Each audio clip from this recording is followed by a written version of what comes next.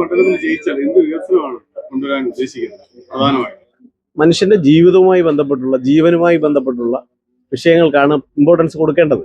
അത് കൊടുക്കുന്നില്ല എന്ന നിർഭാഗ്യകരമായ ഒരു വസ്തുതയാണ് ഇപ്പോൾ ഈ നിയോജകമണ്ഡലത്തിലുള്ളത്. റോഡ് വികസിച്ചു എന്ന് പറയുന്നത് കൊണ്ട് മനുഷ്യന്റെ ജീവിതത്തെ അത് എത്തരത്തിലാണ് ബാധിക്കുന്നത്? സമാധാനവും സന്തോഷവും ജീവിതത്തിൽ ഉണ്ടാകുന്നതിന് വേണ്ടിയുള്ള വികസന പ്രവർത്തനങ്ങൾ ഉണ്ടാവണം.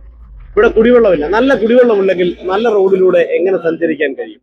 ഈ ശാസ്താംകോട്ട തടാകത്തിന്റെ ചുറ്റിലും കിടക്കുന്ന വൃഷ്ടി പ്രദേശത്ത് മലിനജലമല്ലേ വിതരണം ചെയ്യുന്നത്?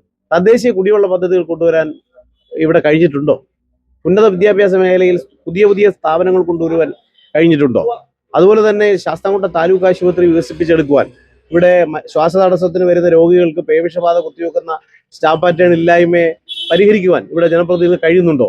സ്ഥലപരിമിതി മൂലം ബുദ്ധിമുട്ടുന്ന ശാസ്താംകോട്ട താലൂക്ക് ആശുപത്രിയിലേക്ക് പുതിയ പുതിയ പദ്ധതികൾ കൊണ്ടുവരുവാൻ നമുക്ക് കഴിയുന്നുണ്ടോ? അല്ലെങ്കിൽ ജനപ്രതിനിധിക്ക് കഴിഞ്ഞിട്ടുണ്ടോ?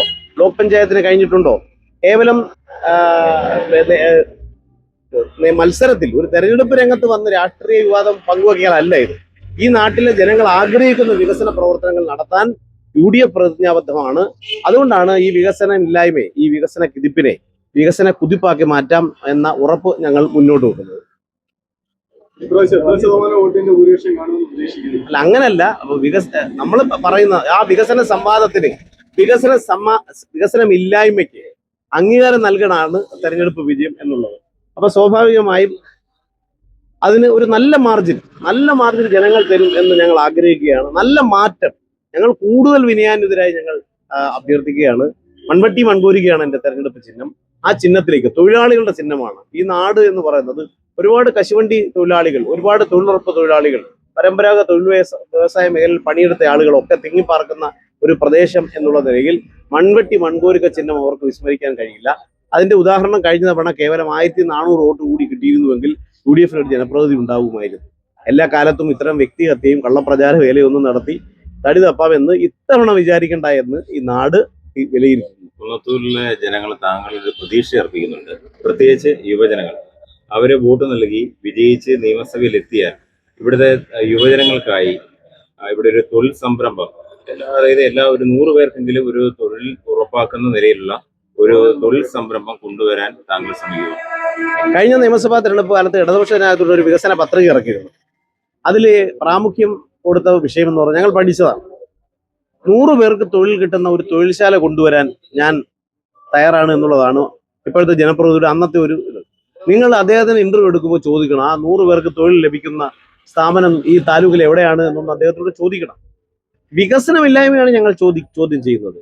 അങ്ങനെ ഞങ്ങൾക്കൊരവസരം കിട്ടിയാൽ, UDF അധികാരത്തിൽ വന്നാൽ തീർച്ചയായും ഞങ്ങൾ ഇവിടെ ഒരു തൊഴിൽശാല ഇവിടുത്തെ നാട്ടുകാർക്ക് ഗുണകരമാവുന്ന, അവരുടെ ജീവിതത്തെ ഗുണകരമായി പ്രയോജനപ്പെടുത്താൻ കഴിയുന്ന തരത്തിലുള്ള അത്തരം മേഖലകൾക്ക് പ്രാധാന്യം കൊടുത്ത് മുന്നോട്ട് പോകും.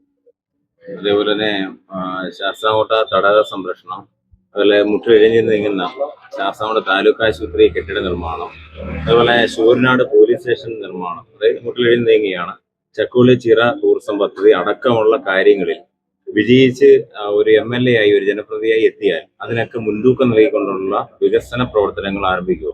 UDFന്റെ ഐക്യജനാധിപത്യ മുന്നണിയുടെ നേതൃത്വവുമായി ബന്ധപ്പെട്ട് ആലോചിച്ച് അക്കാര്യങ്ങളെല്ലാം ജനങ്ങളുമായി ചേർന്ന് നിൽക്കുന്ന വികസന പ്രവർത്തനങ്ങൾ കൊണ്ടുവരാൻ 100% ഞങ്ങളെല്ലാവരും ബാധ്യസ്ഥരാണ്, ഞങ്ങൾ കടമപ്പെട്ടവരാണ്. കാരണം 1982 ശേഷം ഇവിടെ UDF വിജയിക്കാത്തൊരു മണ്ഡലമാണ്. കഴിഞ്ഞ തവണ തൊട്ടരികിൽ വന്നു പോയതാണ് കപ്പനി ചുണ്ടിനിവിടെ. ഇത്തവണ ഉറപ്പായും അത് ലഭിച്ചാൽ ജനങ്ങൾക്ക് ഗുണകരമാകുന്ന, അവരുടെ ജീവിതത്തെ സ്പർശിക്കാൻ കഴിയുന്ന വികസന പ്രവർത്തനങ്ങൾ 100% കൊണ്ടുവരാൻ ഞങ്ങൾ പ്രതിജ്ഞാബദ്ധമാണ്. അത് കൊണ്ടുവരിക തന്നെ ചെയ്യും. ചൂട് ക്രമാതീതമായി ഉയർന്നു നിൽക്കുകയാണ്. പ്രത്യേകിച്ച് കൊല്ലം, പാലക്കാട് ജില്ലകളിൽ 37-38 ഡിഗ്രി സെൽഷ്യസ് ആയി. ഈ ഒരു സമയത്ത് ഉരുകി ഒലിച്ച് വിയർത്ത് കുളിച്ചാണ് ഓരോ വോട്ടർമാരുടെ അടുക്കിലേക്ക് പരമാവധി വോട്ടർമാരെ നേരിൽ കാണാനായിട്ട് താങ്കളടക്കമുള്ളവർ എത്തുന്നത്. അപ്പൊ ജനങ്ങളുടെ തിരിച്ചുള്ള ഒരു പ്രതികരണം എന്താണ്? 2016 മുതൽ ഒരു ഫുൾ ഓപ്ഷൻ ഇന്നോവ ക്രിസ്റ്റയെ ഫോളോ ചെയ്യുന്ന, ഒരു ബൈക്കിൽ ഫോളോ ചെയ്യുന്ന ഒരു എളിയ പൊതുപ്രവർത്തകനാണ് ഞാൻ.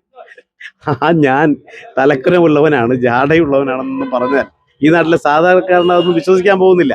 ഞാൻ ഇതിനേക്കാൾ ഉരുകി ഒലിച്ച്, ഇതിനേക്കാൾ മഴ നനഞ്ഞ് 2016 മുതൽ ഈ തെരുവോരങ്ങളിലൂടെ ജനങ്ങൾക്ക് വേണ്ടി അവർക്കൊപ്പം നിന്ന് പ്രവർത്തിക്കുന്ന ഒരാളാണ്. ഒരു 2 വീലറിലാണ് ഞാൻ ഈ ഒരു ഫുൾ ഓപ്ഷൻ ഇന്നോവ ക്രിസ്റ്റയെ ഫോളോ ചെയ്യുന്നത്.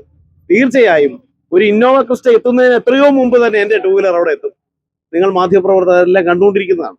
അപ്പോൾ ഇതിനേക്കാൾ ഉരുകി ഒലിച്ചുകൊണ്ട് തന്നെയാണ് ഈ ജനങ്ങളുടെ കഷ്ടപ്പാടുകൾക്ക്, അവരുടെ ദുരിതങ്ങൾക്ക്, അവരുടെ രോഗങ്ങൾക്ക് പരിഹാരം കണ്ടെത്തുവാൻ, അവർക്ക് ആശ്വാസം കൊടുക്കുവാൻ, അവരാഗ്രഹിക്കുന്ന വികസന പ്രവർത്തനങ്ങൾ കണ്ടെത്തി നൽകുവാനുള്ള എല്ലാവിധമായ പ്രവർത്തനങ്ങളിലും ഈ ചൂട് ഒരു തടസ്സമാകില്ല എന്നുള്ളതാണ്. അപ്പൊ എന്തായാലും ഒരുപാട് വിഷസ് വലിയ ഭൂരിപക്ഷത്തിൽ വിജയിച്ച് കുന്നത്തൂരിന്റെ ജനപ്രതിനിധി നിയമസഭയിൽ എത്തട്ടെ എന്ന് വളരെ സ്നേഹത്തോടെ ആശംസിക്കുന്നു. Thank you.